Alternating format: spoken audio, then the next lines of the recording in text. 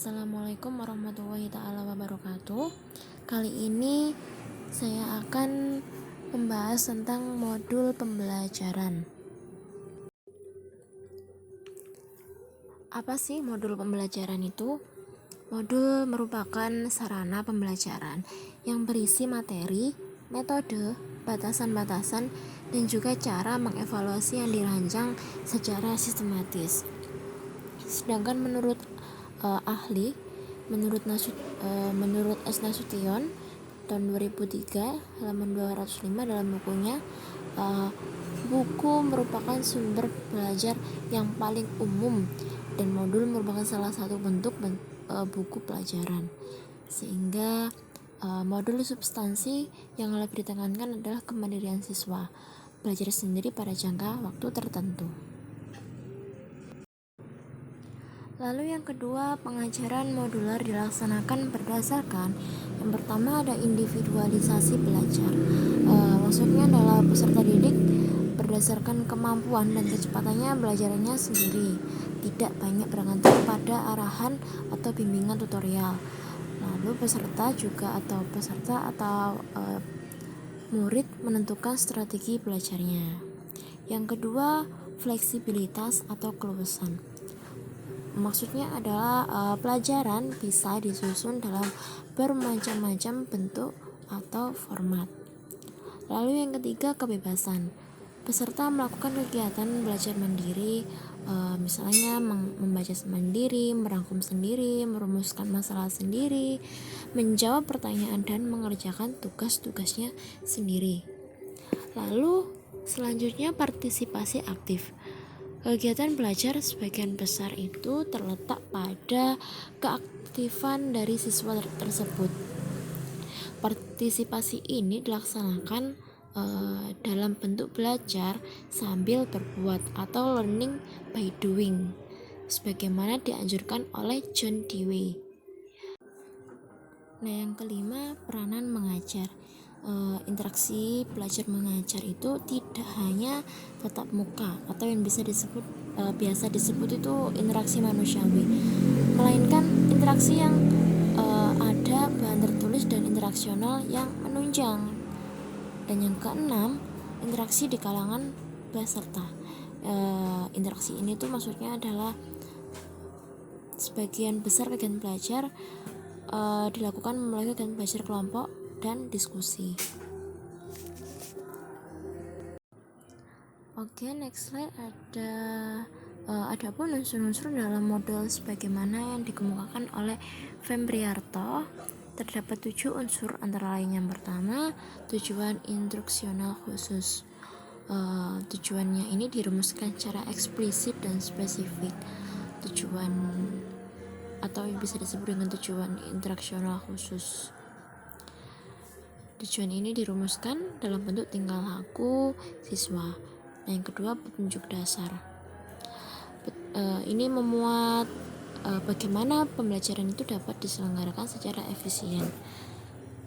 Kegiatan yang harus dilakukan di kelas juga seperti apa, waktu yang disediakan untuk modul, media dan sumber yang akan digunakan,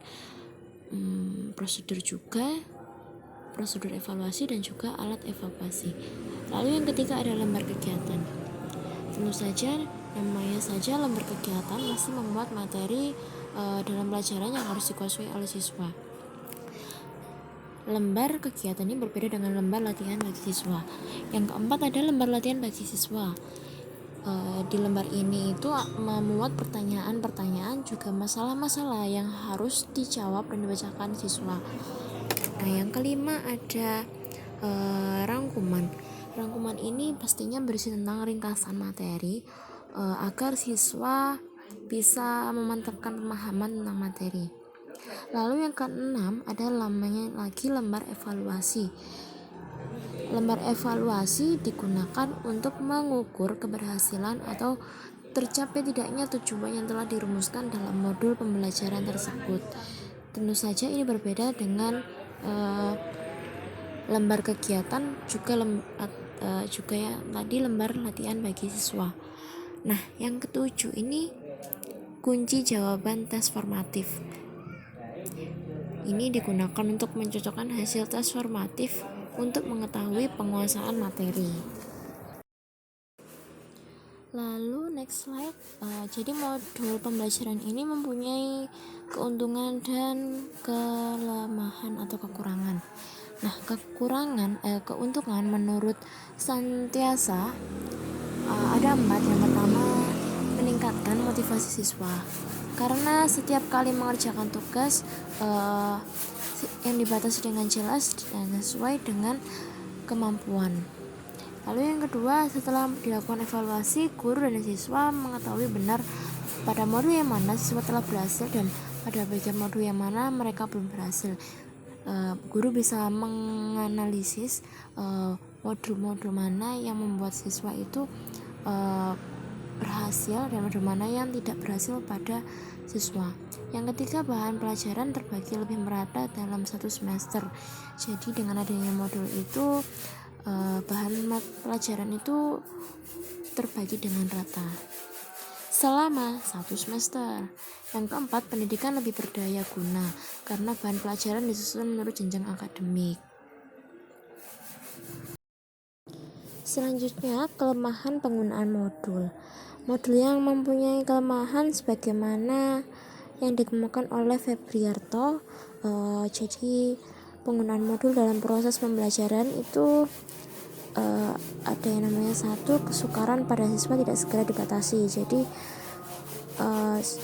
siswa itu ada yang senang dan juga ada yang tidak senang.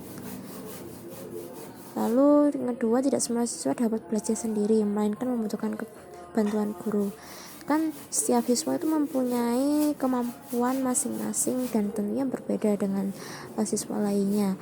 Ada yang bisa belajar sendiri, ada yang lebih cepat mengerti atau paham jika belajar bersama-sama atau dibantu dengan guru. Yang ketiga, tidak semua bahan dapat dimodulkan dan tidak semua guru mengetahui cara pelaksanaan pembelajaran menggunakan modul. Jadi tidak semua bahan materi atau bahan pembelajaran itu bisa dikemas dalam modul, dan tidak semua guru itu tahu cara melaksanakan penggunaan pembelajaran modul itu. Nah, yang keempat, kesukaran penyiapan bahan dan juga memerlukan banyak biaya dalam pembuatan modul. Jadi kelemahannya itu juga ada pada penyiapan, malas untuk menyiapkan bahan, juga untuk perlu banyak biaya untuk pembuatan modul juga. Nah, yang kelima ini bisa juga siswa ini malas sehingga ada kecenderungan untuk tidak mempelajari modul secara baik. Nah, sedangkan menurut Febriarto, ciri-ciri pembelajaran dengan modul itu bersifat self-instruksional, juga pengakuan atas perbedaan-perbedaan individual, memuat rumusan tujuan pembelajaran atau kompetensi dasar secara eksplisit, adanya asosiasi, struktur, dan urutan pengetahuan, penggunaan berbagai macam media atau multimedia, partisipasi aktif dari siswa, adanya reinforcement langsung terhadap respon siswa, dan juga adanya evaluasi terhadap penguasaan siswa atas hasil belajar siswa. Jadi pembelajaran modul itu mempunyai karakteristik belajar sendiri. Lalu ada pengakuan atas perbedaan-perbedaan. Jadi perbedaan kemampuan setiap siswa itu ada, bisa kita lihat dengan pembelajaran modul. Lalu juga tadi itu sebagaimana yang kita lihat, siswa itu menjadi lebih aktif dan kita juga bisa tahu responnya langsung dari siswa, sehingga kita bisa mengevaluasi penguasaan siswa atas hasil belajarnya. Baik, itu tadi tentang modul pembelajaran. Semoga bermanfaat untuk kedepannya. Sampai di sini. Jelas Aisyah. Wassalamualaikum warahmatullahi wabarakatuh.